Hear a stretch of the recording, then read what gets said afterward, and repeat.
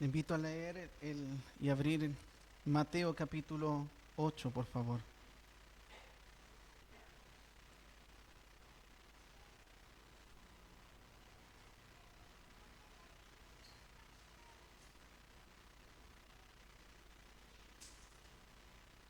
Mateo capítulo 8, el verso 5 al 13, por favor.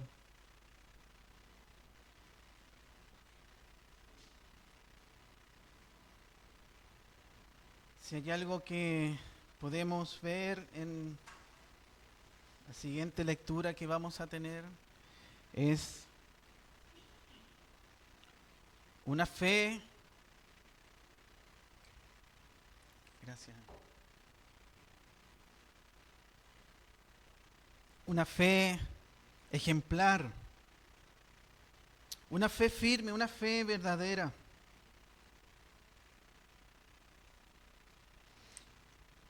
No habla así la palabra del Señor. Entrando Jesús en Capernaum, verso 5 del capítulo 8 de Mateo, vino a él un centurión rogándole y diciendo, Señor, mi criado está postrado en casa, paralítico, gravemente atormentado. Y Jesús le dijo, yo iré y le sanaré. Respondió el centurión y dijo, Señor, no soy digno que entres bajo mi techo, solamente di la palabra y mi criado sanará. Porque también yo soy hombre bajo autoridad, tengo bajo mis órdenes soldados, y digo a este ve y va, al otro ven y viene, y a mi siervo haz esto y lo hace. Al oír Jesús se maravilló y dijo a los que le seguían, de cierto os digo que ni aun en Israel he hallado tanta fe. Y os digo que vendrán muchos del oriente, del occidente, y se sentarán con Abraham e Isaac y Jacob en el reino de los cielos. Mas los hijos del reino serán echados a las tinieblas de afuera. Allí será el lloro y el crujir de dientes. Entonces Jesús dijo al centurión, ve, y como creíste te sea hecho. Y su criado fue sanado en aquella misma hora. Este es el texto de la palabra del Señor que compartiremos en este día domingo. Sin lugar a duda es uno de los textos que más asombra personalmente, porque caracteriza una fe tan evidente y firme de un hombre que se humilla lo más, era un hombre que tenía bajo sus cuidados a otros. Y él llega donde el Señor Jesucristo rogándole. Si hay algo que nos puede llamar la atención acá es por qué le ruega. Un hombre que no tenía necesidad de rogarle a nadie, que solamente tenía la potestad él de mandar, de hacer cosas. Y todos obedecían. Pero es que frente a la única y suficiente autoridad que nuestro Señor Jesucristo tiene, entonces Él se da cuenta que no tengo otra opción, no hay otra autoridad como Él. Jesucristo es sin igual, no es como yo, no soy digno que entre en mi hogar. ¿Quién es Jesucristo para usted? Los que estamos hoy en esta tarde, ¿quién es Jesucristo? Sin lugar a duda, todo lo que es el Sermón del Monte se conoce, ¿cierto? Desde el capítulo 5 al capítulo 7, todo ese lugar, todo ese momento, se desarrolla las expresiones, los requisitos que nuestro Señor Jesucristo, hablando a los judíos, cómo deben y debiesen haber creído en este Mesías prometido. Entonces el Señor desarrolla desde el capítulo 5 hasta el capítulo 7, todo un argumento de que Él tiene la autoridad, que si habían escuchado anteriormente, como decía la palabra, ahora yo les digo. Él se coloca con completa autoridad y convicción frente a la misma palabra de Dios. Dice, ¿habéis escuchado? ¿Habéis oído? ¿No cometerás adulterio?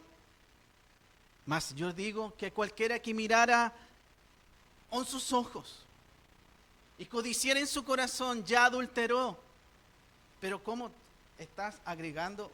Pero solo tú puedes, Señor, tú eres Dios, Jesucristo, el único que puede aumentar en esto el entendimiento de la palabra. No había nadie que podía enseñar. Sabe que en esos entonces, en ese tiempo, cada esquina había un maestro.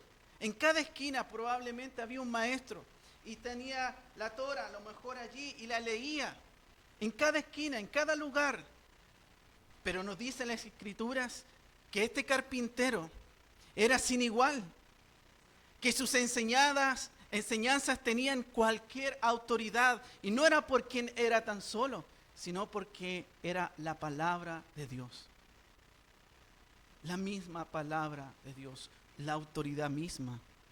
Y eso es increíble, porque frente a tantos maestros, tantos engaños, nos dice el capítulo 7, verso 29 de Mateo, porque les enseñaba como quien tiene autoridad y no como los escribas. Imagínense la cantidad de maestros, personas que tenían abierto la Torah y le tenían explicando a la gente, hablando todos, y de repente aparece un carpintero. Y aparece él. ¿Y quién es él? Les enseñaba como quien tiene autoridad y no como los escribas. Entonces llegamos al capítulo 8 con todos estos antecedentes que detallan la autoridad de Jesucristo. La autoridad de Jesucristo. Él había limpiado un leproso, había sanado a distancia, había sanado la suegra de Pedro, había hecho cantidad de milagros, había calmado la tormenta, tenía la autoridad. El contexto nos habla inmediatamente, Jesucristo tiene autoridad. No se olvide de este detalle tan importante, porque llegaremos ahora entonces en el verso 5. Entrando Jesús en Capernaum, vino a él un centurión. ¿Quién era para este centurión? Jesús. Y dice el texto, rogándole. Este centurión llega a Jesús. Los otros textos paralelos nos dicen que él había enviado personas a rogarle. ¿Usted sabe qué significa rogar? No es pedir solo. Es un clamor de lo profundo, Salmo 130. Es un clamor de lo profundo en la desesperación. Es un clamor que surge de la desesperación, del pecado, de una enfermedad, de una situación difícil. Clama el ser humano, clama. Está al frente la autoridad, Jesucristo. Y este hombre, que también tiene cierta autoridad con otros hombres, dobla sus rodillas para rogar. ¿No le parece a usted increíble la imagen?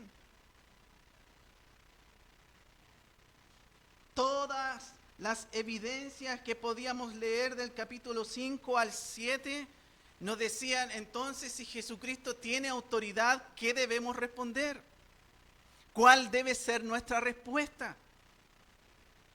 No podemos quedar indiferentes. ¿Sabe lo triste de esto? Que una ciudad completa le rechazó. Los de Gadara dijeron, sal de acá de nuestros contornos, sal por favor. Y no es casual, nunca, que se mencione a Capernaum. Capernaum, allí toda esa ciudad donde él habitó, hizo milagros. La luz estuvo allí, la luz verdadera alumbrando aquel lugar, y le rechazaron. No queremos que usted. Le rechazó. Prefirieron su propia vida, mis propios intereses, los propios intereses de ellos, seguir su vida sin Dios, sin Cristo.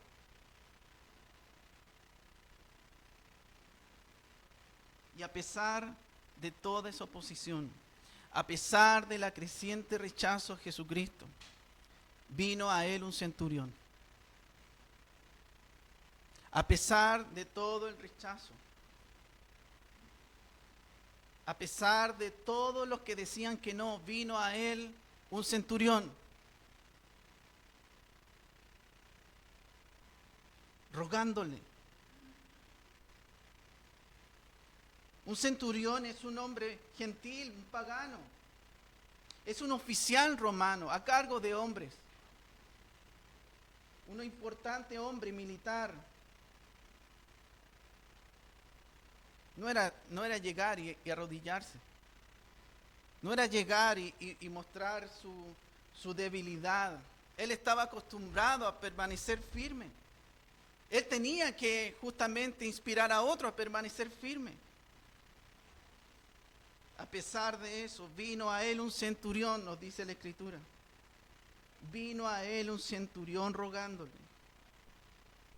Y sabe que esa palabra, rogar, significa llamar de cerca. Hizo todos los medios, usted puede verlo en los demás. Dice que llamó a personas diciéndole, por favor, habla por mí. Dile que venga Jesús.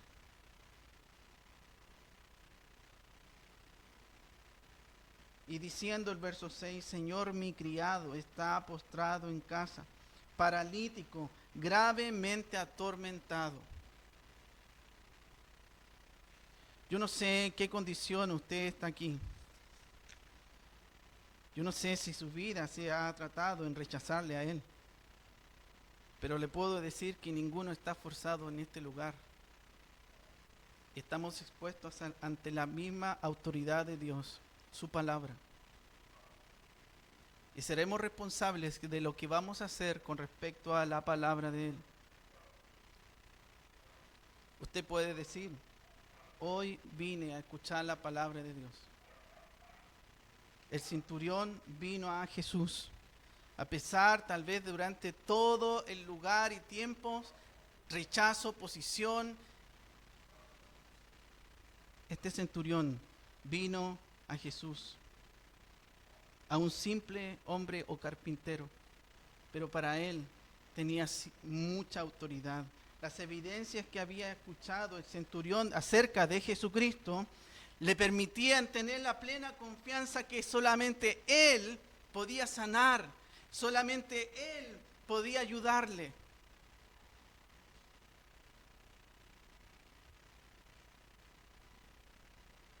Este hombre se humilla y ruega. Este hombre ya no tiene más opciones. Este hombre, centurión, a cargo de 100 hombres, tiene que extremar las medidas. Y rogó. Tal vez durante toda su vida exigió. Me tienen que obedecer. Tienen que ir a hacer esto. Porque él era un centurión. Él mandaba. Él exigía. Durante toda su vida tal vez se caracterizó justamente a mandar. Pero ahora su vida es totalmente distinta a sus circunstancias, porque ahora ruega, ni siquiera le exige a Dios, él ruega, porque para acercarse a este Dios, creador de los cielos y la tierra, debemos saber quién es Él de acuerdo a su santa palabra. ¿Y quién soy yo? Este hombre se humilla y ruega a Jesús. Este hombre no confía en sí mismo. Este hombre llega a un punto de decir, no puedo más, no puedo yo hacer nada. No hay lugar para la confianza en sí mismo, sino que él ahora confía en la autoridad y poder de otro.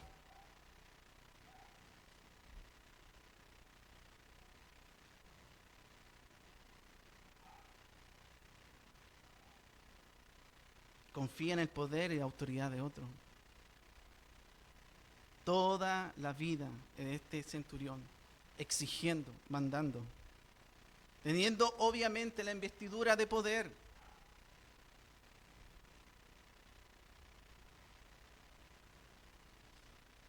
¿Cómo nos acercamos ante este Dios?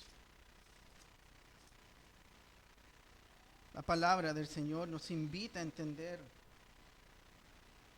Capítulo 7 de Lucas, por favor.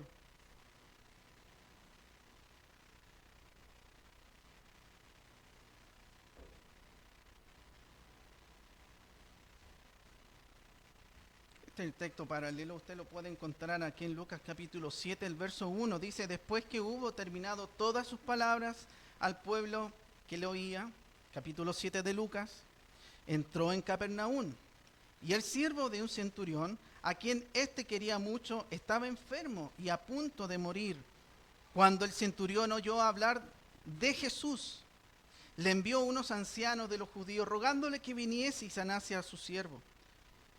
Y ellos vinieron a Jesús y le rogaron con solicitud, diciéndole, es digno de que le concedas esto, porque ama a nuestra nación y nos edificó una sinagoga. Pero si era romano, este hombre, este centurión, prosélito, nos evidencia en estos textos, en estos versos del 1 al 5, que dejó sin duda sus dioses.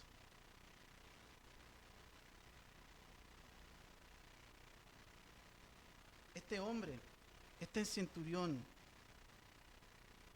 evidencia realmente una verdadera fe.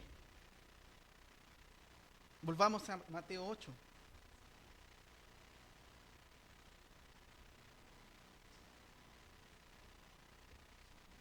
Así como el Salmo 130 nos recuerda, espera en el Señor. Este hombre, como mencionaba, le ruega, no le exige, no le manda nada, solamente le ruega. Entra en una posibilidad, si él bajo las misericordias actúa, yo espero, Señor, yo te espero, porque la verdadera fe no exige, espera. ¿Cómo entendemos que Dios actúa? Creo, no es el momento, pero enseñar acerca de la oración, muchos cristianos creen que la oración en sí misma tiene poder. No, la oración en sí misma no tiene poder. El que tiene poder es nuestro Dios a través de la oración. Porque tal vez podemos entender es que si oramos, es que la oración en sí misma es el medio. Pero si la fe no está ubicada en el lugar correcto, la fe, tener fe en la fe no sirve. Tener un sentido positivo de las cosas no sirve. Tener fe en Dios sí. Sí. Y este hombre sí tenía la confianza, sí tenía verdadera fe, porque él ruega. Y eso es la posición correcta de todo cristiano, acercarse a Dios rogándole. No podemos cambiar los planes de Dios. Yo no le puedo exigir a Dios si Él es el dueño. Yo me acerco a Dios con completo conocimiento que Él soberanamente me responderá muchas oraciones, otras no me va a responder y otras tal vez haber un silencio. ¿Pero por qué? Porque Él soberanamente sabe muy bien lo que hace. Él hace todas las cosas perfectas, no yo. Por eso me acerco a Dios, con fe en Él, a través de la oración. Y este hombre le ruega y espera la misericordia de Dios. Enfatizo, centurión, hombre a cargo de 100 soldados romanos. ¿Tiene poder él? Sí tiene poder. Manda a 100 hombres y le van a obedecer, pero a Jesús no le exige, sino que le ruega. Le ruega. Entonces Jesús, en verso 7 dice, y Jesús le dijo, yo iré y le sanaré.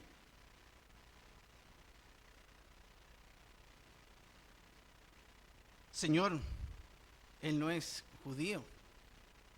Señor, te vas a juntar con un extranjero, eso no está permitido.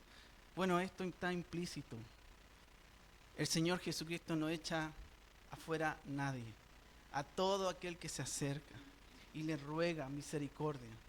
Él vendrá, Él perdonará, Él actuará a todo aquel que se humilla, todo aquel que reconoce la autoridad, que no hay otro Salvador, que no hay otro Dios.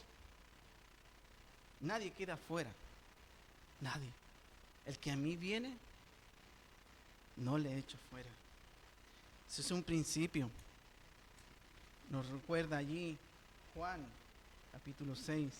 Pero entonces, en el verso 8 y 9, dice, respondiendo el centurión, dijo, Señor, no soy digno de que entres bajo mi techo.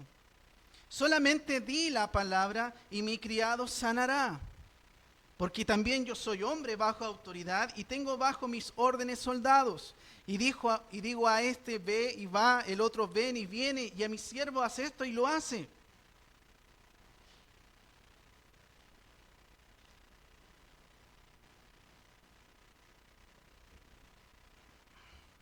Usted que nos visita hoy, o tal vez durante varias semanas,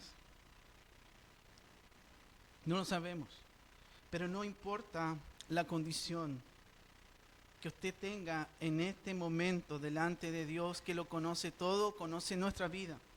No importa el peso de nuestro pecado, no importa el tamaño de nuestro pecado, no importa nuestra condición, todo aquel que viene humillado a Él, el Señor le recibirá y perdonará sus pecados. Todo aquel que se arrepiente, confía, recuerda que no merezco el perdón, no merezco. No merecemos la gracia de Dios, todo lo contrario. Todo lo contrario. Recuerde Capernaum, Gadara, ellos le rechazaron, estaban allí con la misma luz verdadera.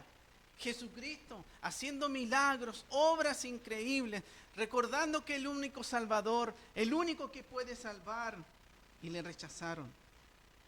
Esto nos invita a recordar sobre la humillación, humillarnos ante Él. Por eso este centurión dice, Señor, no soy digno de que entres bajo mi techo. Solamente di la palabra y mi criado sanará.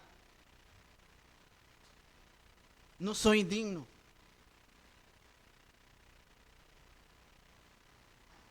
La indignidad del hombre. No soy digno. El único digno, el único merecedor, el único bueno, el único perfecto, es uno. Ninguno de los que estamos acá es bueno. Ninguno de los que estamos acá es mejor que otro, tal vez, sí, pero comparados con el perfecto Dios, comparados con el inocente, con el perfecto, con el que nunca pecó ni hubo engaño en su boca, todos nosotros tenemos que humillarnos y reconocer nuestra condición completamente de pecado. Compárese con Jesucristo, compárese con aquel que no hubo engaño en su boca, compárese con Él. Esto nos invita entonces a humillarnos, porque este hombre diciendo no soy digno de que entres, y el verso 9 dice porque también yo soy hombre bajo autoridad. Entonces este hombre, centurión, dice, di la palabra, di la palabra. Esto es una confianza, di la palabra. Por el poder de la palabra de Dios se hicieron los cielos y la tierra. Jehová dijo, hágase la luz, y la luz se hizo. Hágase y se hizo. Usted puede encontrar ese relato en Génesis, desde el capítulo 1 hacia adelante. Usted puede maravillarse allí entonces que la palabra de Dios tiene toda autoridad. Di la palabra, dice el centurión. Este centurión reconoce la autoridad de Jesucristo. No es cualquier hombre, no era el sencillo carpintero. Y recuerde esto, el contexto. Es un centurión, hombre a cargo de 100 soldados romanos. Y él ve acá al lado a alguien. No era un sencillo, un simple hombre. No era un buen hombre solo. Entonces usted tiene acá un contraste. Sabe que la historia nos cuenta, vamos ahí a Marcos capítulo 11, por favor. La palabra del Señor nos recuerda, mire lo que sucede.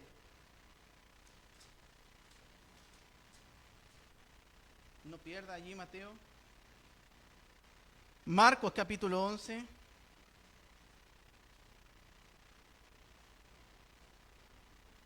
Pasa algo muy interesante aquí. No es mi objetivo explicarlo en su mayoría, pero sí tomarme de algunos textos. Capítulo 11, verso 20. Pasando por la mañana, vieron que la higuera se había secado desde las raíces. Entonces Pedro, acercándose, le dijo: Maestro, mira la higuera que maldijiste, se ha secado. Respondiendo Jesús le dijo: tened fe en Dios. Esto es algo interesante en la última semana del Señor Jesucristo. Los judíos y todo allí, Israel, tenían todas las evidencias, todas las profecías que les anunciaban que el Mesías iba a venir, el Salvador iba a venir. Le reciben con palmas, le gritan hosana al que vive. Y tristemente después, unos días más allá adelante, gritan: crucifíquenle, los mismos que estaban diciéndole hosana. ¿Qué sucede? Entonces ven acá la higuera representando a Israel, frondosa, con hojas y todo, pero no dieron el fruto, no dio el fruto correspondiente de creer, de creer.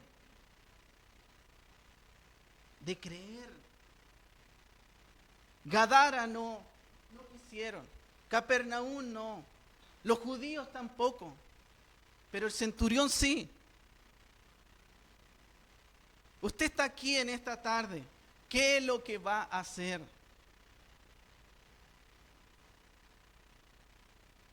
Entonces el Señor acá en este texto dice: tened fe en Dios. Van a quedar solos ustedes. Voy a morir y al tercer día me voy a levantar. Van a tener que tener fe. Van a tener que tener confianza. ¿Sabe qué? Una iglesia no es viva por la cantidad de personas que asisten. No es por la mejor música que se escucha, ni las emociones que se generan. Una iglesia es viva porque predica la palabra y produce cambios de un domingo a un lunes. Entonces las personas que se congregan los domingos, el día lunes, no son iguales como el día domingo, porque están escuchando la palabra viva y eficaz. El Señor manda a toda persona a tener fe en Él, no fe en nosotros mismos. Los judíos creían, tenían una apreciación muy alta de ellos. Y todos los que estamos acá tienen de alguna forma algún concepto. Mucha confianza en sí mismos. Pero este centurión, teniendo toda autoridad, poder, no confiaba en sí mismo. Le ruega a aquel que sí puede ayudar y acceder a su petición. ¿Sabe qué significa tener fe en Dios?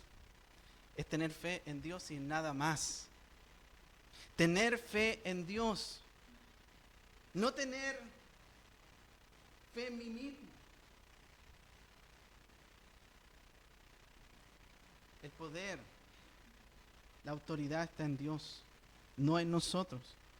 Y este centurión lo entendía muy bien. Tener fe en Dios. Él tenía fe en Dios. Y tener fe en Dios es tener fe en Cristo. Tener fe en Dios es tener fe en Cristo. Yo le pregunto hoy en este día, ¿en qué tiene fe?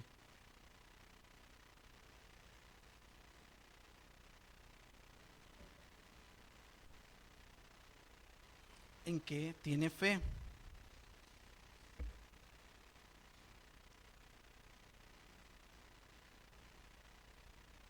Los judíos, teniendo todas las evidencias, no creyeron. Él sabía al Señor Jesucristo que cuando le recibían con las palmas, le recibían con canto, le recibían, qué bueno Señor, entrando allí ese día de Domingo de Ramos. El Señor sabía que sus corazones estaban completamente desconectados, lejos de Él. Porque creer en Dios es creer en su palabra. Usted puede decir, yo creo en Dios. ¿Qué Dios? Porque vive como quiere. No, la palabra de Dios dice, si cree en Dios, tiene que creer en su palabra. Y su palabra, la palabra de Él, nos manda a que primeramente debemos arrepentirnos de nuestros pecados. Eso es lo que nos dice la palabra del Señor, nos manda. Una fe sin Biblia es una fe vacía. Completamente vacía. Y este centurión lo entendía muy bien. Dice el Salmo 121, verso 1 y 2, alzaré mis ojos a los montes, ¿de dónde vendrá mi socorro? ¿De mi ayuda? ¿De mis amigos? ¿De mi familia? ¿De alguien? ¿De un médico? No. ¿De dónde viene mi socorro? Mi socorro viene de Jehová, que hizo los cielos y la tierra. ¿A dónde más iré, Señor? Si solo tú tienes palabras de vida. ¿Qué tipo de fe tenemos? ¿En quién tiene fe?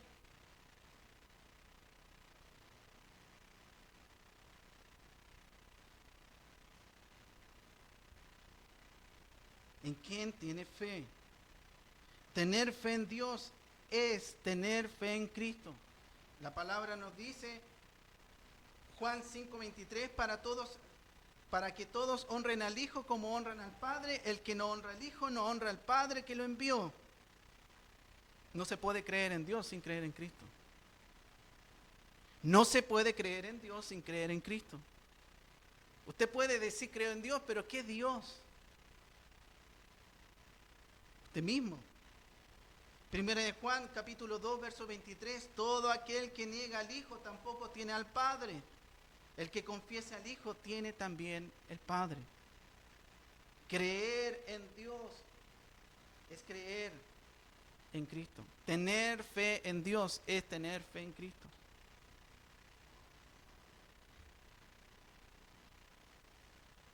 Entonces, centurión, yo también, dice, yo también soy hombre bajo autoridad y tengo bajo mis órdenes soldados. Y digo a este ve y va, al otro ven y viene, y a mi siervo hace esto y lo hace. ¿Usted se da cuenta?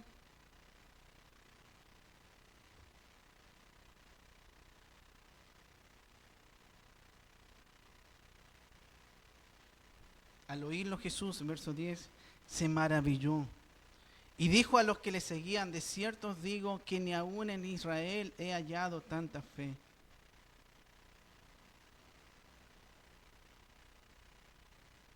Se maravilló la humanidad del Señor Jesucristo.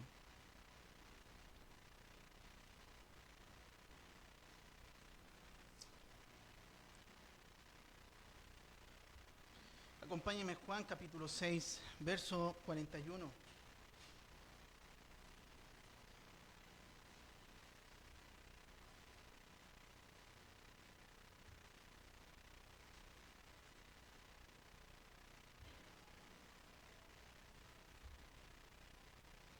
Nos dice, murmuraban entonces de él los judíos porque habías dicho, yo soy el pan que descendió del cielo. Y decían, ¿no es este Jesús, el hijo de José, cuyo padre y madre nosotros conocemos? ¿Cómo pues dice este del cielo ha descendido? Jesús respondió y les dijo, no murmuréis entre vosotros. Ninguno puede venir a mí si el Padre que me envió no lo trajere. Y yo le resucitaré en el día postrero. Fíjese el texto. ¿No es este el hijo de José, cuyo padre y madre nosotros conocemos? ¿No es este el simple hombre? Es un simple hombre. Es el hijo de un carpintero. ¿Qué autoridad puede tener él? Yo le pregunto en esta tarde, ¿quién es Jesús para usted? ¿Solo un hombre? ¿Un niñito, bebé que nace en diciembre y luego, como se dice, en abril muere? ¿Quién es Jesucristo para usted? ¿Un hombre? Tener fe en Dios es tener fe en Cristo, en su palabra. No puede desconectar eso. Por eso usted está acá, en este lugar, para aprender la palabra del Señor. Tuvieron la responsabilidad, nos dice el texto, murmuraban entonces de él los judíos porque habían dicho, yo soy el pan que descendió del cielo. Murmuraban. Ellos tuvieron la responsabilidad. Ellos tenían al Señor Jesucristo al frente. Ellos podían haberle conocido, pudieron haberle reconocido, pero no. Nos dice el texto, los judíos a los suyos vino, a los suyos no le recibieron.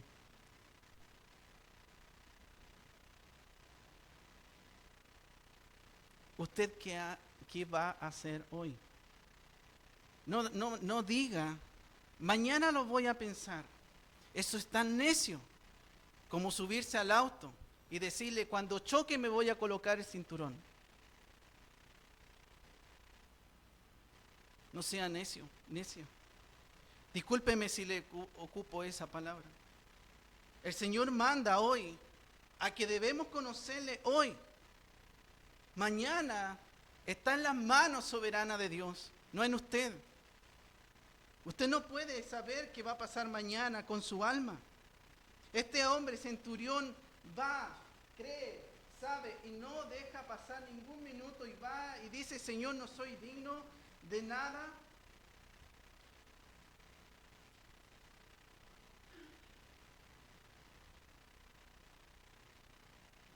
El resultado nos vemos acá entonces, versos 11, 12 y 13 del capítulo 8 de Mateo. Este es el resultado. Os digo que vendrán muchos del oriente, del occidente, se sentarán con Abraham, Isaac, Jacob en el reino de los cielos. Mateo no va a hablar del reino de Dios. Siempre se va a referir reino de los cielos, aunque es lo mismo. Mas los hijos del reino serán echados a las tinieblas de afuera. Allí será el lloro y crujir de dientes. Entonces Jesús dijo al centurión, ve y como creíste te sea hecho. Y su criado fue sanado en aquella misma hora.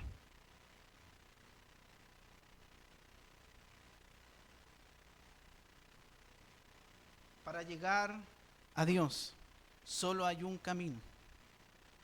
A Dios el Padre, solo hay un camino. Y dice la Escritura, Juan capítulo 14, verso 6. Yo soy, y la verdad, el único camino es Jesucristo. El único medio de salvación es Jesucristo. El único que puede perdonar nuestros pecados es Jesucristo. ¿Por qué? Porque Él tiene la autoridad, porque Él es Dios. Capernaum tuvo el privilegio de ver a Jesús. Los habitantes de Capernaum tuvieron el privilegio de verle a Jesús. y no creyeron, le rechazaron.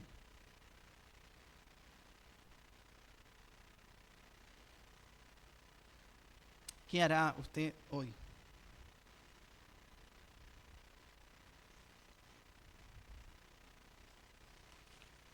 ¿Qué hará?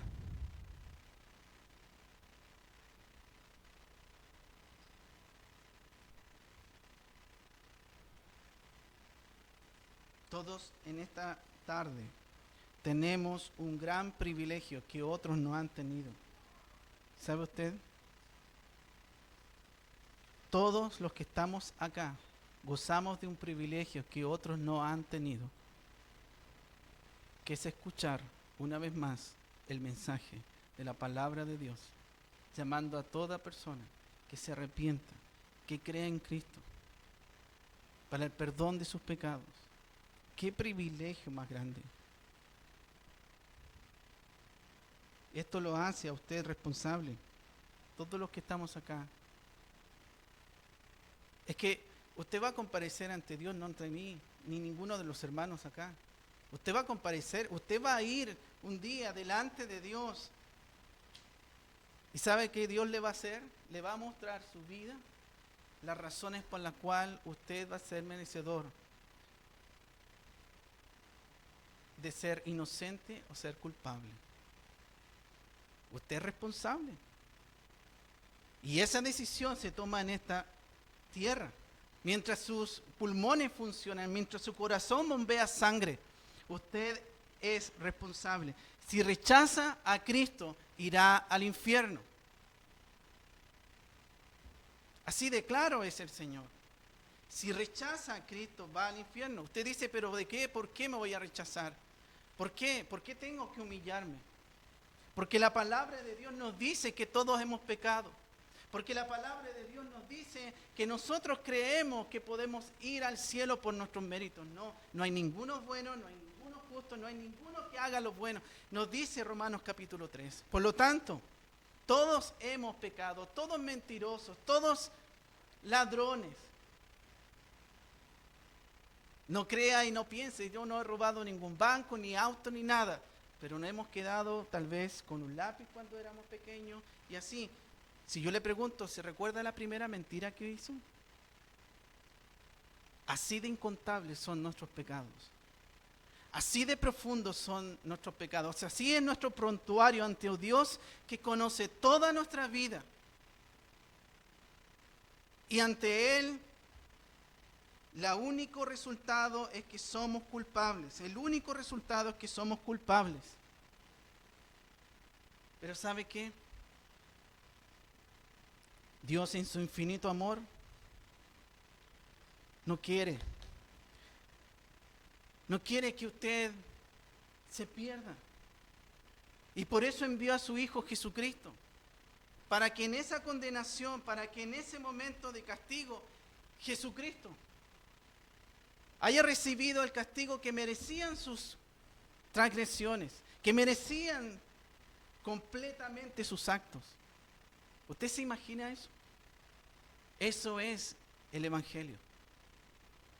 ¿Usted cree que Jesucristo murió por sus pecados? ¿Por mis pecados? ¿Lo cree?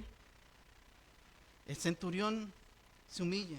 El centurión nos da un ejemplo de humildad. El centurión nos da un ejemplo de valentía.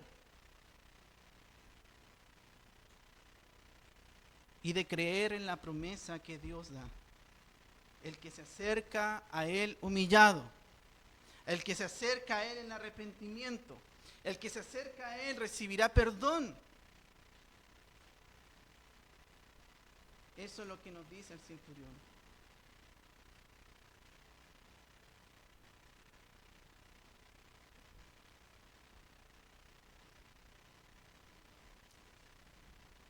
¿Qué clase de fe tiene usted? ¿Qué hará usted?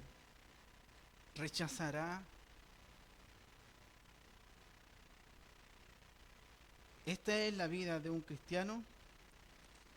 Se humilla, la característica de una fe que ruega, la característica de una fe verdadera que no exige.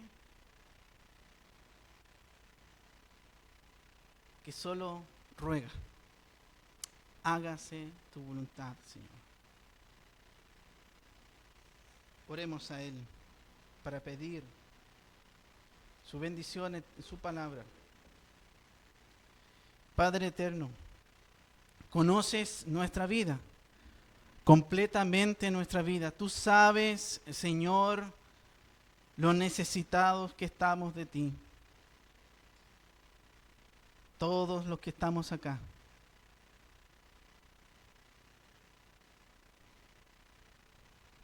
Todos de una u otra manera no hemos querido acercarnos a ti y escuchar. Y tus grandes misericordias nos permiten recordar que lo necesitamos hoy más que nunca. Señor, obra tú en el corazón de cada uno. Aquel corazón incrédulo, oh Señor, tú transforma para que crea. Concede fe, Señor. Concede arrepentimiento. Trae tú, Señor, convicción. Usa tu poderosa palabra para que hoy, en este día domingo, haya gozo en nuestros corazones. Haya reconocimiento de esta obra que es sin igual, el perdón de nuestros pecados. ¿Qué mayor gozo podemos tener en este mundo que sentirnos y sabernos perdonados para perdonar a otros? Obra tú, Señor, como tú desees, y haz tu voluntad para tu gloria en medio nuestro. Te damos gracias, Señor, por este tiempo. Sabemos, Señor, que necesitamos de tu verdad y creer en ti, porque, Señor, tú no mientes. Tú dices todo acerca de nosotros y lo necesitamos, tu verdad. Gracias, Señor, por la verdad de tu palabra. Todo aquel que se acerque y cree en ti, en tu Hijo amado, tiene vida eterna. Gracias, Señor, y no vendrá condenación. Gracias, Señor, por eso. Guíanos, Señor, en todo, en este tiempo. Te damos gracias. Oramos en el nombre de Jesucristo. Amén.